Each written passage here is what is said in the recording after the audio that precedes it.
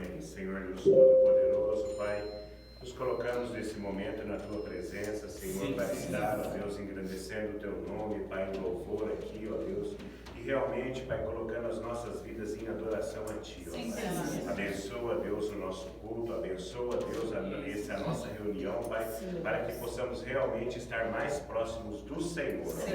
É isso que pedimos a Ti, em nome de Jesus. Amém.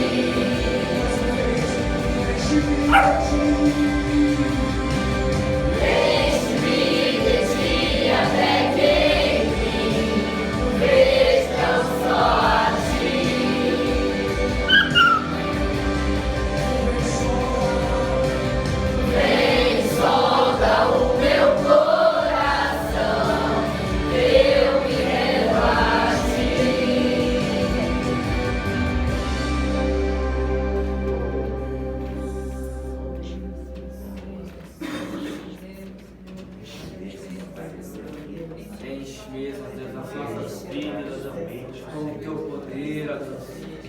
Se veja somente a tua presença em nós.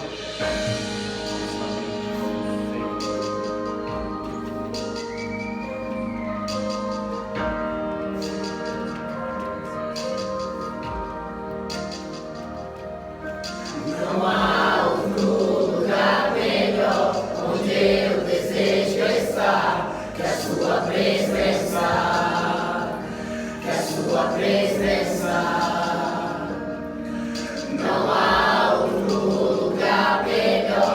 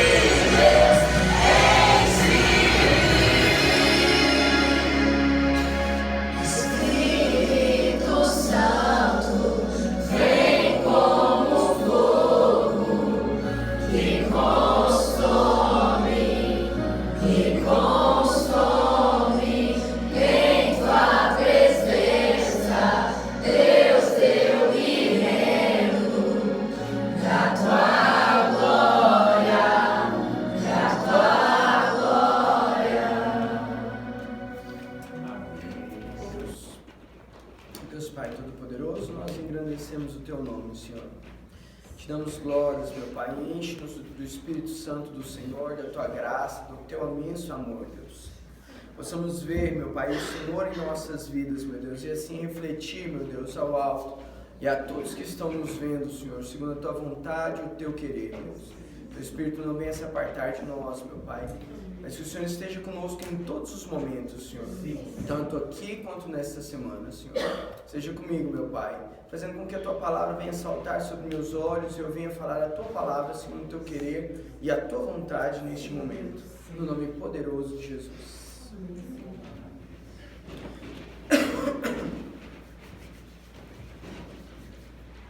Amém. Boa noite, família. Boa noite a todos. Hoje passei a tarde escrevendo, essa pregação.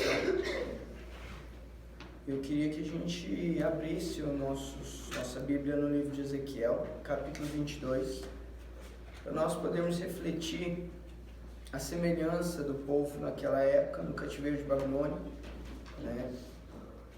e a semelhança do que nós temos ouvido ultimamente. E o que nós podemos fazer em relação a isso? Ezequiel capítulo 22, que fala sobre os pecados de Jerusalém. E daí ele diz assim: veio a mim essa palavra do Senhor: filho do homem, você a julgará? Você julgará essa cidade sanguinária?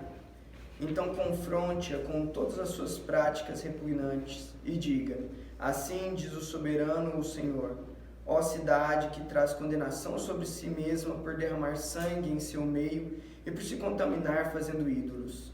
Você se tornou culpada por causa do sangue que derramou e por ter se contaminado com os ídolos que fez. Você apressou o seu dia, chegou o fim dos seus anos. Por isso farei de você objeto de zombaria para as nações e de escárnio em todas as terras.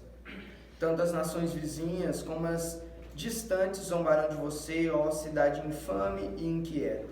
Veja como cada um dos seus príncipes de Israel, que aí está, usa o seu poder para derramar sangue. Em seu meio eles têm desprezado pai e mãe, oprimido o estrangeiro e maltratado o órfão e a viúva. Você desprezou as minhas dádivas sagradas e profanou os meus sábados. Em seu meio há caluniadores, prontos para derramar sangue. Em seu meio há os que comem nos santuários dos montes e praticam atos lascivos. Em seu meio há aqueles que desonram a cama de seus pais e aqueles que têm relações com as mulheres nos dias da sua menstruação. Um homem comete adultério com a mulher do seu próximo. Outro contamina vergonhosamente a sua nora, e outro desonra a sua irmã, filha de seu próprio pai. Em seu meio há homens que aceitam suborno para derramar sangue. Você empresta a juros, visando lucro, e obtém ganhos injustos, extorquindo o próximo. E você se esqueceu de mim, palavra do soberano, o Senhor. Mas você me verá bater as minhas mãos uma na outra contra os ganhos injustos que você obteve, e contra o sangue que você derramou. Será que a sua coragem suportará, ou as suas mãos serão fortes para o que eu vou fazer no dia em que eu lhe der o devido tratamento? Eu, o Senhor, falei e o farei. Dispersarei vocês entre as nações e a espalharei pelas terras, e darei fim à sua impureza. Quando você tiver sido desonrada aos olhos das nações, você saberá que eu sou o Senhor.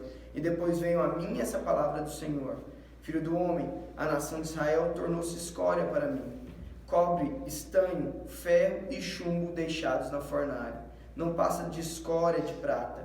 Por isso, assim diz o soberano, o Senhor: visto que vocês todos se tornaram escória, eu os ajuntarei em Jerusalém. Assim como os homens ajuntam prata, cobre, ferro, chumbo e estanho numa fornalha, a fim de fundi-los soprando fortemente o fogo, na minha ira e na minha indignação, também ajuntarei vocês dentro da cidade e os fundirei. Eu os ajuntarei e soprarei sobre vocês o fogo da minha ira, e vocês se derreterão. Assim como a prata se derrete numa fornalha, também vocês se derreterão dentro dela, e saberão que eu, o Senhor, derramarei a minha ira sobre vocês. De novo, a palavra do Senhor veio a mim, e disse ele: filho do homem, diga a esta terra: você é uma terra que não tem tido chuva nem aguaceiros no dia da ira. Há nela uma conspiração de seus príncipes, como um leão que ruge ao despedaçar sua presa. devoram pessoas, apanham tesouros e objetos preciosos e fazem muitas viúvas. Seus sacerdotes cometem violência contra a minha lei e profanam as minhas ofertas sagradas. Não fazem distinção entre o sagrado e o comum. Ensinam que não existe nenhuma diferença entre o puro e o impuro e fecham os olhos quanto à guarda dos meus sábados, de maneira que sou desonrado no meio deles. Seus oficiais são como lobos que despedaçam suas presas, derramam sangue e matam gente para obter ganhos injustos. Seus profetas disfarçam esses feitos, enganando o povo com visões falsas e adivinhações mentirosas. Dizem: assim diz o soberano, o Senhor, quando o Senhor não falou. O povo da terra pratica extorsão e comete roubos, oprime os pobres e os necessitados, e maltrata os estrangeiros, negando-lhes justiça. Procurei entre eles um homem que erguesse o muro e se pusesse na brecha diante de mim e em favor dessa terra, para que eu não a destruísse, mas não encontrei nenhum. Por isso, derramarei a minha ira sobre eles e os consumirei com o meu grande furor. Sofrerão as consequências de tudo o que fizeram. Palavra do soberano, o Senhor. Aqui tem um termo que há muito eu não ouvia, né? Que a gente não ouve, na verdade, é um pouco difícil de ouvir na boca de outros cristãos. A gente muitas vezes costuma usá-lo aqui, né? Que é brecha. Entrar na brecha, estar na brecha, ser um brecha, né? E a gente vê que ultimamente, infelizmente, a gente assiste muitas pregações, nós estamos muito ao par da vida da igreja cristã hoje no Brasil e no mundo, e infelizmente nós vemos que o cristão ele tem buscado o próprio deleite, né? E a história do sacerdote Ezequiel é que ele pregou para o povo que estava em cativeiro em Babilônia, né? Assim como Jeremias, né? E um povo que estava sujo em seus pecados. Nós conseguimos ver uma semelhança com as atrocidades daquela época e com as atrocidades de hoje. Nós conseguimos ver muitas semelhanças em tudo que eu acabei de ler aqui com o que nós vemos hoje. Porque muitos dos povos que se diz cristãos, filhos de Deus, eles estão extremamente preocupados com aquilo que eles vão ganhar e com aquilo que eles vão obter. Como que eles vão enriquecer cada vez mais?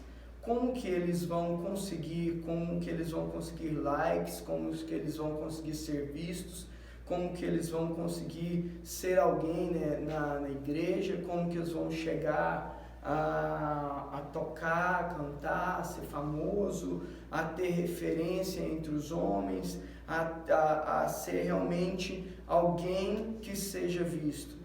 E o mundo tem sucumbido, muitos cristãos, dia após dia, pois eles têm pensado só em como se tornar melhores, mas não melhores para Deus, mas melhores para o mundo, né?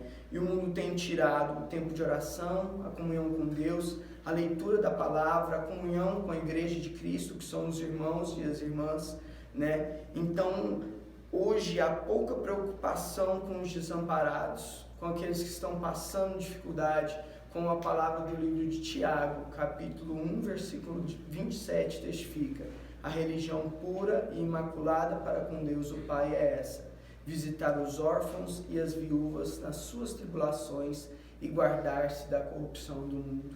E, infelizmente, até hoje, o povo vem caindo, se destruindo e destruindo outras pessoas.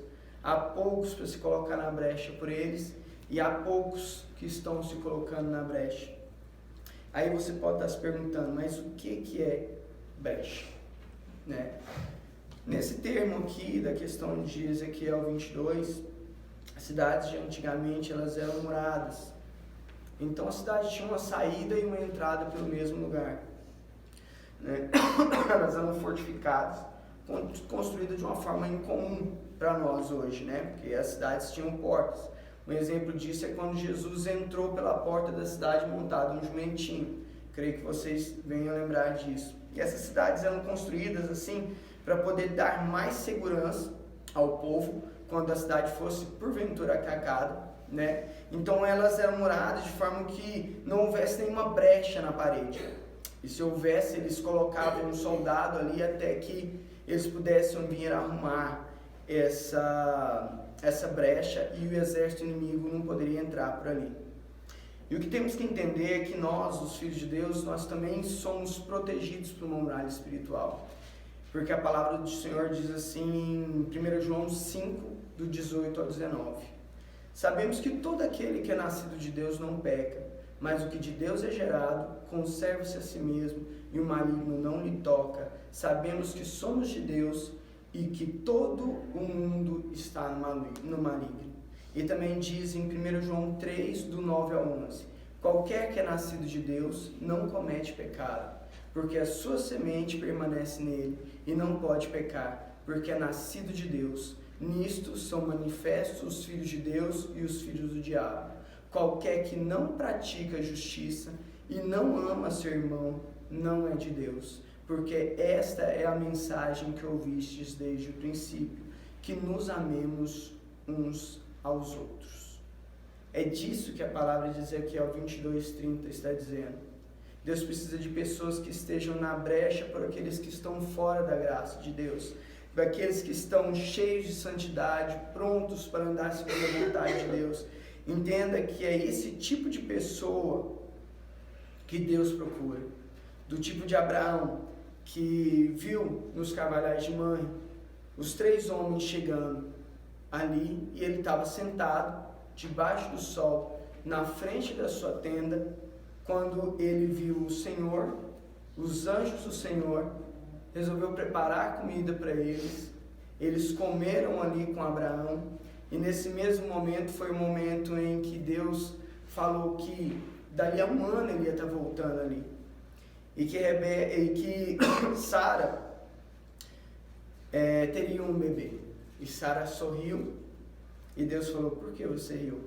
E ela, não, eu não ri. E por causa disso, o nome da criança foi Isaac, que é uma onomatopeia em hebraico, que quer dizer risada, né? E logo saindo dali, no capítulo 2, versículo 23 de Gênesis, Deus fala assim, ó, então disse o Senhor, ocultarei eu a Abraão o que faço?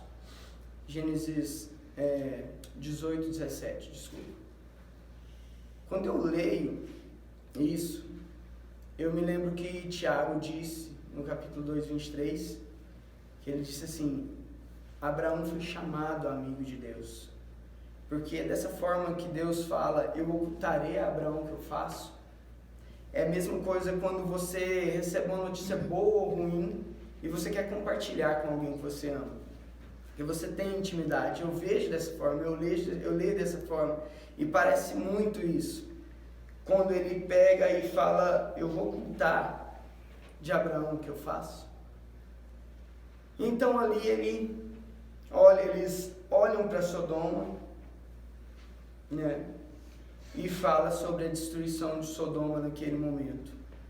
Aqui está um homem que entrou na brecha por uma cidade que não conhecia e pelo primo, sobrinho, que ele amava. Onde Deus falou que destruiria aquele lugar, e ele disse, mas e se houver 50? O Senhor vai matar os justos com os injustos? E Deus fala, se tiver 45, eu não vou destruir a cidade. E daí ele diminui, mas e se tiver 40?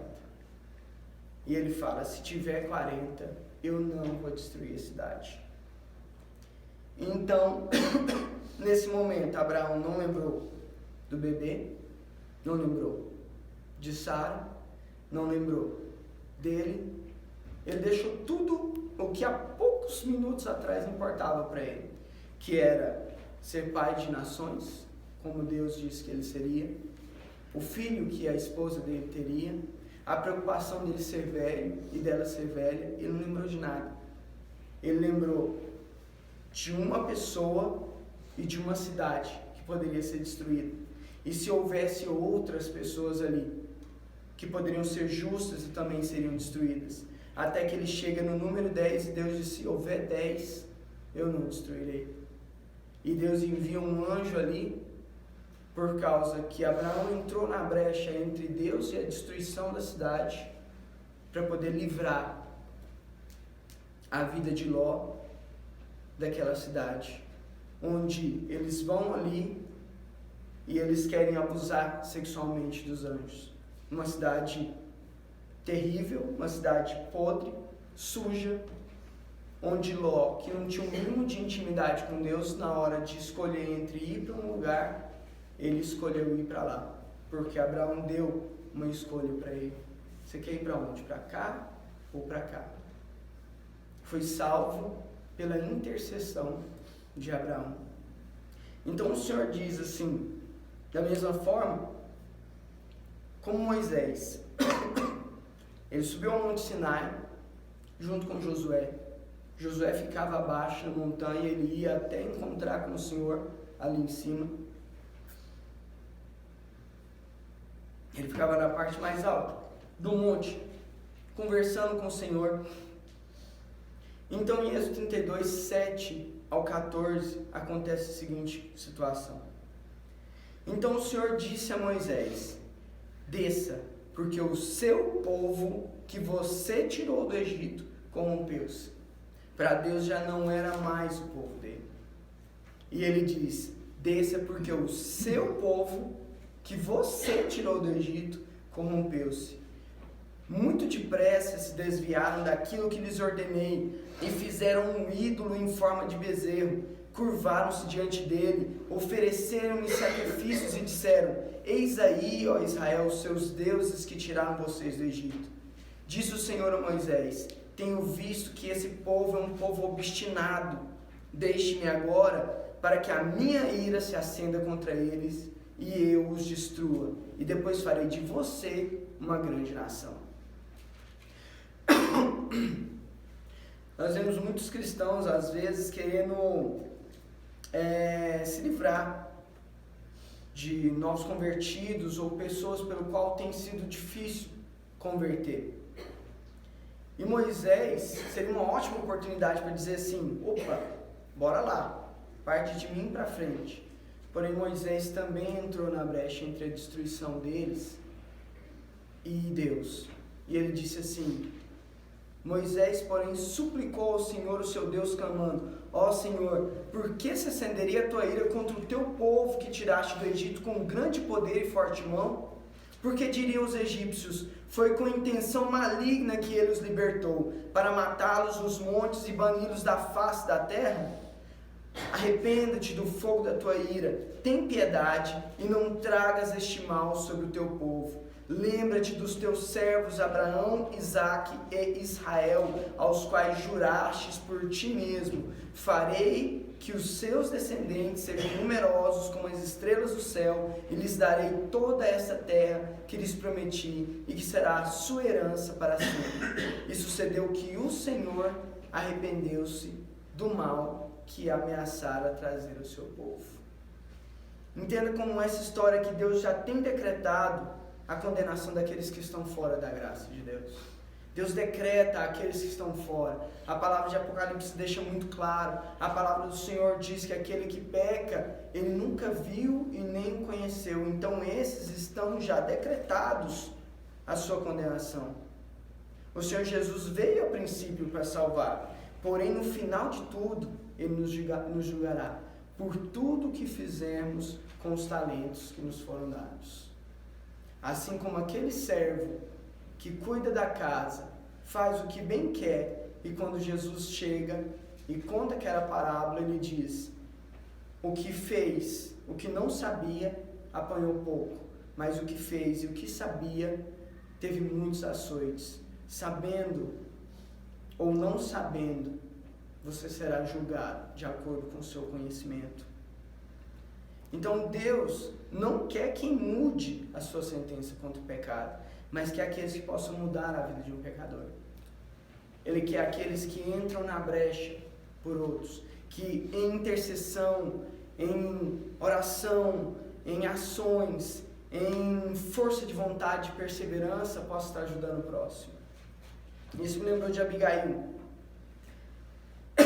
Quando Davi estava fugindo de Saul, ele tinha passado bastante tempo com os tosqueadores de Nabal. Ele ficou no deserto com os tosqueadores e não permitiu que nada viesse a acontecer com eles, cuidando das ovelhas, estando a cada momento ao redor deles. Os servos de Abigail e de Nabal falam isso para ela. Ele não deixou com que nada acontecesse, como se tudo fosse dele, ele cuidou de nós, não permitiu que nada acontecesse com tudo que nós tínhamos. Então, Davi, quando está passando ali perto da casa de Nabal, ele fala assim: olha, Nabal, arruma qualquer coisa que seja para mim e para os meus homens. Bem sabe os seus homens como nós cuidamos deles. Pergunte para eles. Nós estamos passando por aí. Arruma qualquer coisa que você puder para nós. Então Nabal, em 1 Samuel 25:10, respondeu de tal forma: quem é Davi? Quem é esse filho de Jessé? Hoje em dia muitos servos estão fugindo dos seus senhores. Porque deveria eu pegar o meu pão, a minha água e a carne do gado que abati para os meus tosqueadores e dá-los a homens que vêm não sei lá de onde?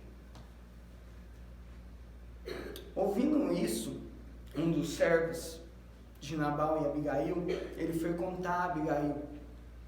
Abigail, sabendo da forma que Davi era e como era tolo o seu marido, ela resolveu levar 50 pães e muitas outras coisas para Davi no meio do deserto.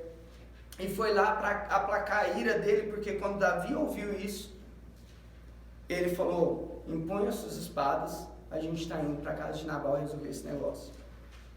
E daí o que aconteceu?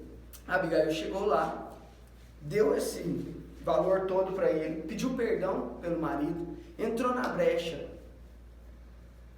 entre Davi e Nabal. Nabal, para que ele não viesse morrer, e Davi, para que ele não viesse manchar a vida dele com o sangue de um tolo, de um homem que de certa forma merecia morrer, mas ela esteve ali pelos dois. Então, o que é entrar na brecha? É você interceder pela vida de uma pessoa que não vale a pena ter às vezes. É você ir à frente daquele irmão que você sempre viu ele andando do lado de Deus, mas se descontrolou só um pouco. É você não virar as costas para o seu próximo, para o seu irmão. É ser como Jesus, que em Lucas 22, 31, 32 falou assim: Simão, Simão, Satanás pediu vocês para peneirá-los como trigo, mas eu orei por você para que a sua fé não desfaleça, e quando você se converter, fortaleça os seus irmãos. Como Daniel, que entrou em oração por 21 dias pela nação de Israel que estava em cativeiro, que só veio a obter uma resposta 21 dias depois, ainda dizendo que eles estariam em prisão por mais de 50 anos, para cumprir a palavra que o Senhor tinha dito. Deus tem buscado outros Abraãos, Deus tem buscado outros Moisés, outros Abigail. Deus tem buscado a imagem e a semelhança de Cristo para mudar a vida de mais pessoas, a fim de replicar ainda mais pessoas que poderão estar tampando brechas, estando no meio das brechas, estando no meio do fogo cruzado, intercedendo pelos novos órfãos de Deus, aqueles que têm se envolvido com o mundo de tal forma que pensa não ter mais volta, pelas novas viúvas de Deus, por mulheres que têm homens violentos em casa e não conhecem o Deus que pode salvar a vida delas e a sua própria casa, pelas abandonadas, por aqueles que têm vivido por seus corpos, pelo seu ventre, como diz a própria palavra de Deus, os orgulhosos, os preguiçosos, sendo maldosos, malditos, entrando em causas que não conhecem nem a metade e nem de onde veio, se intrometendo em politicagens desonestas, em falatórios sem conhecer o contexto geral da história, entrando em grupinhos que não pertencem à palavra de Deus, participando da roda dos escarnecedores, participando de novas teorias, novos conceitos humanos, indo contra aquilo que Deus diz para ser a favor. Entre na brecha por aquele que você ama, entre na brecha por aquele que não merece aos olhos humanos o seu amor. Entre na brecha por um novo Saulo, assim como Estevão entrou na brecha para poder salvar aquela vida e virou o maior pregador da palavra do Senhor dentro da nossa própria Bíblia. Entre na brecha por um novo Gideão, um novo Sansão. Tampe os muros, evite destruição, evite ataque do inimigo. Ame através da ação, estenda a mão, coloque o lixo para fora, conte o seu testemunho para alguém. Faça aquilo que você sabe fazer. Distribua o seu dom àqueles que necessitam. Haja como uma mulher e um homem de Deus, seja o exército do Senhor, pois muitas vezes pode até não ser você quem vai ser aquele que vai mover multidões, mas pode ser aquele com quem você, com muito fervor, não abandonou e acreditou toda a oração e esforço possível para que essa pessoa não viesse a perecer. Entre na brecha, ore, interceda, faça diferença no reino de Deus. Mesmo que você não possa fazer diferença fora da tua casa, faça em joelhos, em oração. O Senhor espera por isso. O Senhor deseja isso. Pensa nisso. Amém?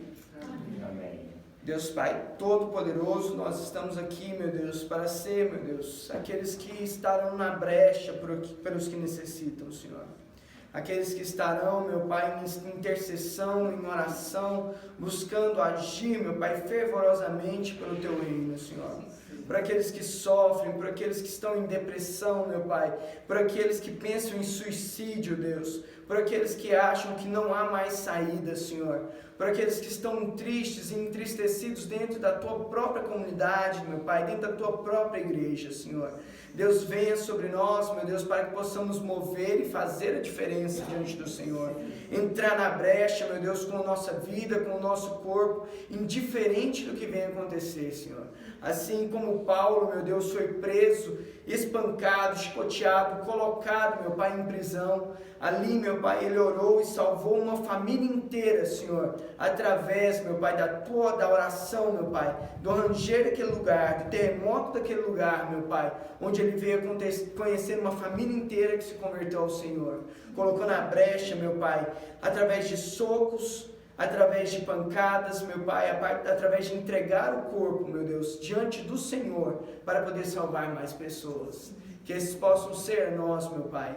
Que nós possamos, meu Deus, fazer com que a nossa vida seja assim durante essa semana, durante todo o nosso viver, meu Deus. Queremos nos entregar a Ti, meu Pai.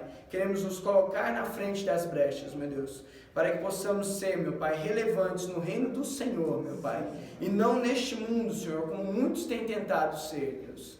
Que nós possamos, meu Deus, se um dia for, meu Pai, para ser de acordo com a Tua vontade, que não sejamos conhecidos aqui, meu Deus, mas que sejamos conhecidos do Senhor, porque não há nada maior do que isso, meu Pai, neste mundo, Senhor, e nem no mundo que há por vir, Deus. Então queremos engrandecer o Teu nome e agradecer a Ti por este momento, em nome poderoso de Jesus, Deus. Amém. Amém.